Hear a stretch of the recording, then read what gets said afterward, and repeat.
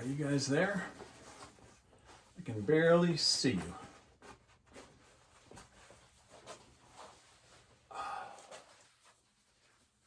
Well, we have a few things to talk about tonight, along with a special guest. And I believe it's possible that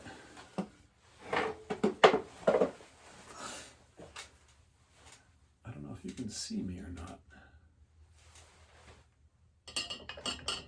Let's see how this goes. Can you imagine reading by something like this? Spending your nights worrying about this going out? If you lived in the times when there were no electric lights in your house, people would read by candlelight. Now, there were pretty smart people who could make a candle shine brighter than just this single candle. But I couldn't imagine working at night if I had to work by candle. And I think it's also true that, let me get the lights. Hi guys. I think it's also true that it would be very difficult to work in our conditions today without having enough connectivity at home. And by that I mean broadband, Wi-Fi, whatever you want to call it. Maybe we should begin by blowing this out. Not a great thing to have a candle lit in a garage, unattended, for very long. There's all kinds of flammable things inside the garage, as you know. Every garage. But I often thought about the kids at home who once in a while have a blip on the radar and lose their connectivity, and perhaps all kind of panic ensues. It's as if they're sitting in the classroom and the teacher is watching them and working with them, and they disappear. And I thought maybe the students need to have a fail-safe method of figuring out, what do I do if they can't see me? It's not like one of those movies where people come and go and disappear and things like that, but in this case, you are in a classroom and all of a sudden you're not there. I would absolutely get in touch with the teacher as quickly as possible, and if you can't reach the teacher, you all have counselors. Your school counselor would want to know that halfway through my class today, I got kicked out for some reason. I couldn't get back in. And this is not to provide you an excuse, because the counselor will be checking with the parents, but I don't want you to panic if that happens, because we know the conditions you're working on, or under rather, are very similar to those people who years ago had limited resources as well in order to get their work done. We've all seen those movies where kids read by candlelight and things like that, and I think that's awesome, but I think that might be a tad fake, and it must be very difficult to work with candle power, if you will. So I did want to begin tonight by perhaps welcoming new people to the viewer role. I did email the Hughes parents tonight to see if they wanted to pop in with their children, because we are going to have a special guest. I'm not going to tell you who that is, who is part of the Hughes school community, and we are going to go to that in a moment. But before we do, I wanted to give you all something to consider and explain why we opened the night with a candle.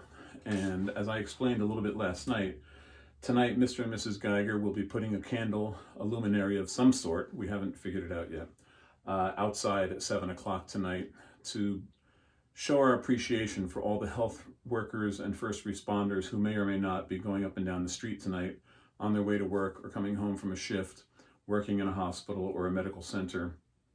These people are critical at this time, all times, but especially this time.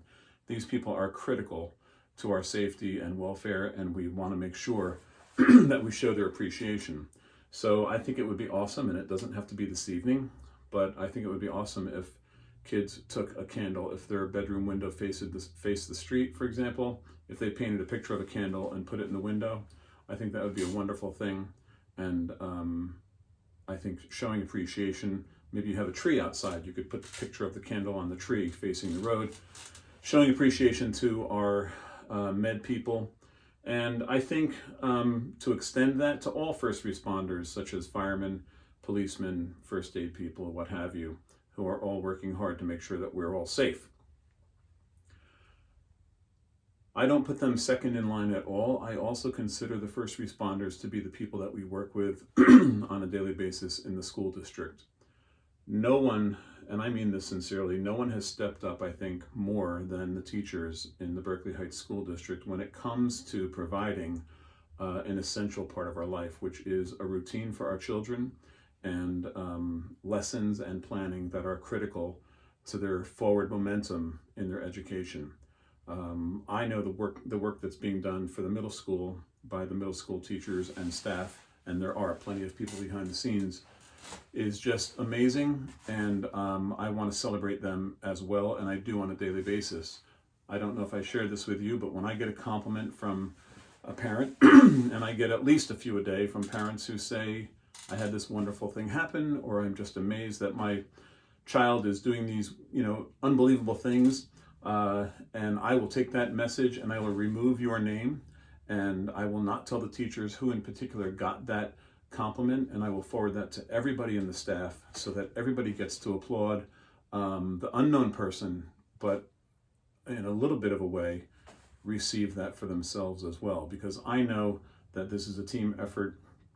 And I guess thirdly mentioned in this conversation has to be the parents, who are doing an amazing job at home making sure the kids have that connectivity, aren't working by candlelight, and have the access and appropriate setting in order to get their work done.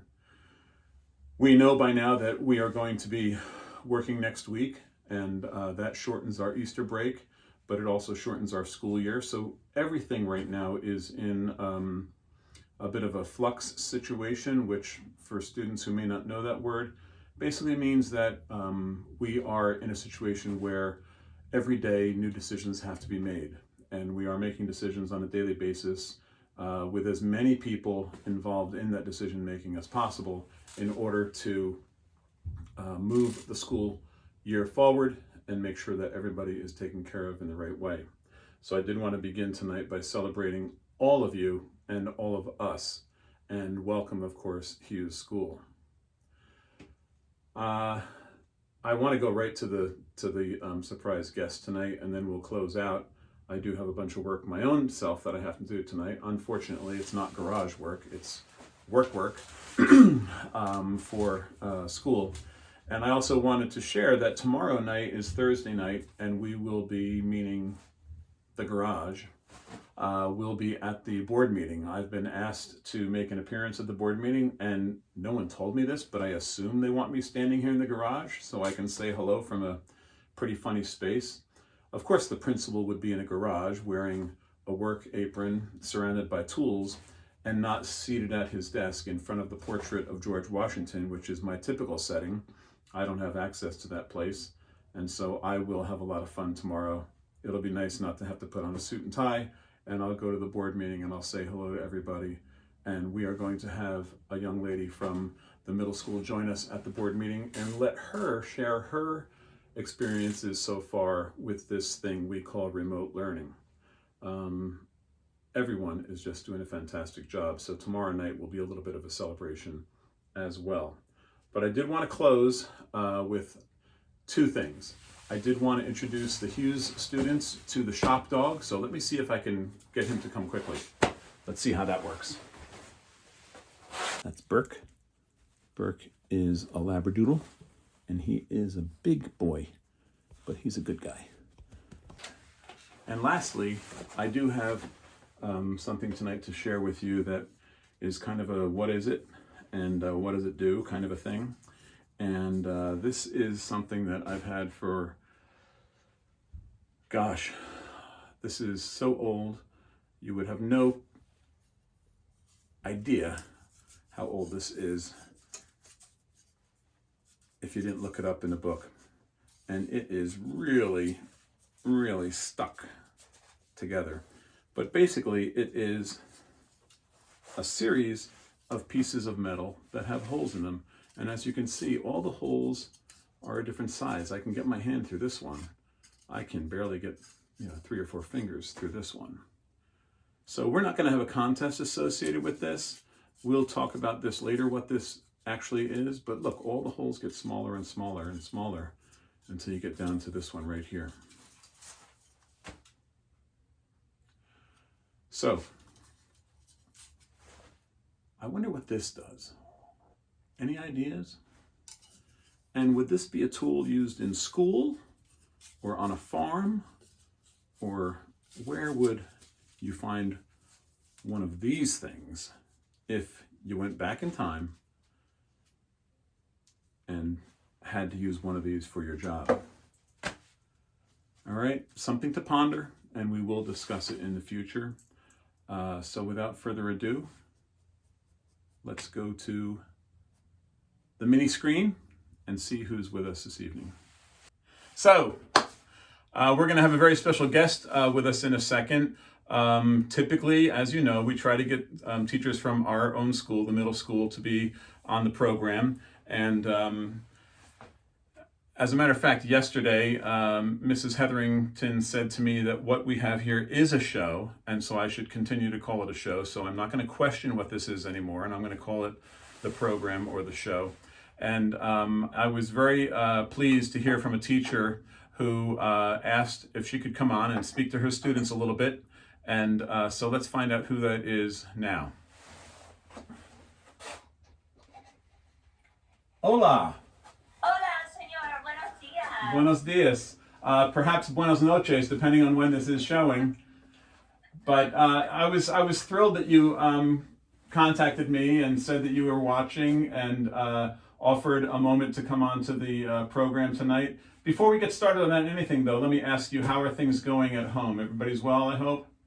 Everybody's well. We're doing our online lessons, and we're having a lot of family time, which has been great. Obviously, we miss our normal, but this is our new normal, so we're going to go with it. I think that's exactly right. And as luck would have it, or maybe as April would have it, we are starting to see a little more sun out today, so maybe we can get outside a little bit. Yes, hace sol. So let me ask you about your workload, if you will. I know you teach the world languages, which at the elementary program means Spanish. I don't know exactly your rotation and routine. How many students total are you actually teaching at the moment? I am teaching 278 wonderful students at Thomas P. Hughes Elementary School. So that's what grade levels at the school? I'm in 2nd through 5th grade. 2nd through 5th. So the whole school is learning Spanish at one level or another. Yes, they are. That's They're doing terrific. a fantastic job. That's terrific. I know we have a great 6th grade program at the middle school that involves 3 languages, but obviously the vast majority of them do stick to the language that they've been used to over the years, and so they do stay with the Spanish language, but we also, of course, have the French and Italian, which is, depending on the year, gains or loses in popularity, and I guess that's just by student choice, obviously. No choice at your level, they're all taking Spanish, right? They're all taking Spanish with me. And how does the rotation work for you now that we're doing this from home? It must be a pretty awesome task to try to get done. It's a little bit of a difficult juggling act, trying to figure out how the schedule works. It's been a learning curve, but I think we're all getting better at it. Students are getting better at it. I'm getting better at it. We have a 6-day rotating schedule, and then every other week we see either one or another class. So it's a little bit confusing at first, but I think we're all getting the hang of it. And when you're in school, do you walk into the classroom or do the students come to you? I actually have my own classroom. I'm very fortunate, so they come to me. Okay. So I was wondering about how confusing it might be, because you might have to reset yourself each time the screen opens, because the level obviously is different depending on the grade level, and you need to use some aspect of the target language. So that must be sometimes, it must be a challenge sometimes maintaining that level. Yeah, switching gears from 5th to 2nd grade is definitely a challenge, but fortunately, the way my schedule works, I go 5th, 4th, 3rd, 2nd, so it gets different. It's different every period, but it's kind of goes in an order. Right. So. Good. Awesome. So that having been said, last night we had Patty Hetherington, you know Mrs. Hetherington, Hetherington, of course, Score. and she was on last night, and she gave a small shout out to students that I caught about 25% of because it was in the target language. I didn't know if you wanted to have a few words with your students, or we're going to do our best to try to get the elementary school kids to take a look tonight. So if you'd like to say something to your students, feel free. Of course, I would like to say hola, clases, te extraño, I miss all of you. Hoy es el 1 de abril, it's April Fool's Day. I hope you've been playing pranks on your parents all day. And until we are back together in the classroom, I miss you. Yeah, I would concur, not about playing pranks, but I would concur about being back in the classroom. I think everybody is school sick to try to get back to those rooms and back to that routine. And it is kind of what it is. And like you said, it's the new normal for now. And I guess we'll just figure that out as we move forward to see what that looks like in the future. Absolutely, that's what we have to do. So I don't know if this is coincidental or not, but I see you're wearing blue. I'm wearing a blue flannel tonight, but I'm wearing it for a particular reason. Do you have a reason why you're wearing it? Well, I am wearing this blue shirt in support of World Autism Awareness Day. Tomorrow is World Autism Awareness Day, so maybe we could have everyone in the school wear blue tomorrow to celebrate our friends and people with autism all over the world that face the challenges every day living with this autism. Tomorrow, you know, this day goes a step further. It celebrates the talents of people with autism and puts in focus all of the skills that they bring to the table. There's lots of events usually all over the world during this time, and obviously we can't have those events in person with our students tomorrow, but maybe by wearing blue we could still, you know, support our friends with autism all over the world. Yeah, I couldn't agree more, and that is why I'm wearing this. You know, Mrs. Gardner from the Special Education Department contacted me today to ask me to get the kids to wear blue tomorrow in school, and I'm glad to hear that you guys are doing the same thing in elementary schools. It's really a worthwhile thing. I know at the middle school we did some celebrations with some students in years past, and we had, you know, bulletin boards and minor assembly programs and things like that. So it's a little tougher when the kids are at home, but it would be awesome if you guys all wore blue tomorrow when you Zoomed with your teachers. I think everybody would take that to heart, and they would really appreciate that. Absolutely. Yeah. So. I'm wearing this, and we have the same reason for the blue, but I'm not quite sure.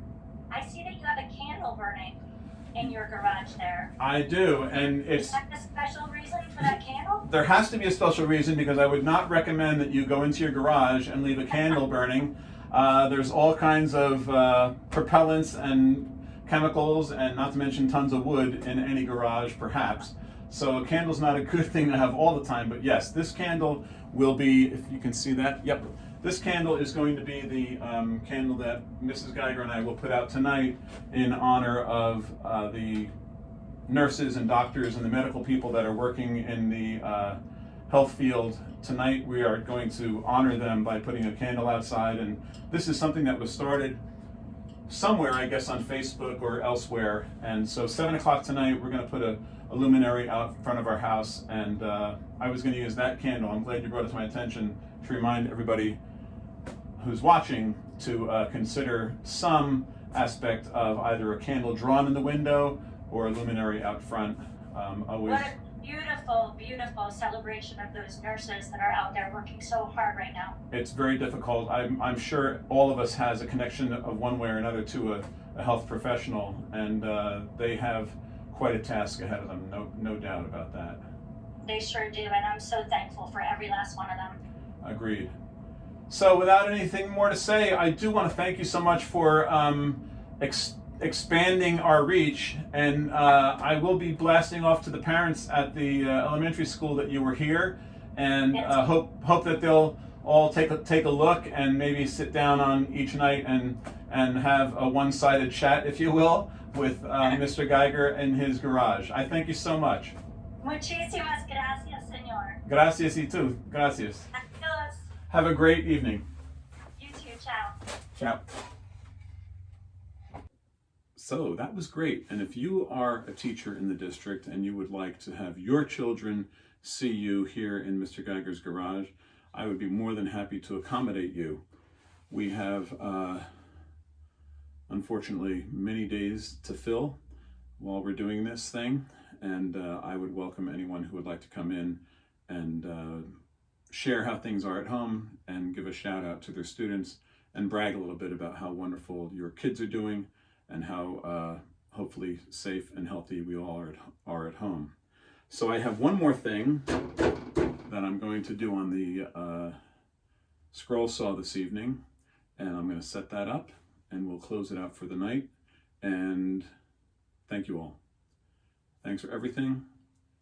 Keep the faith.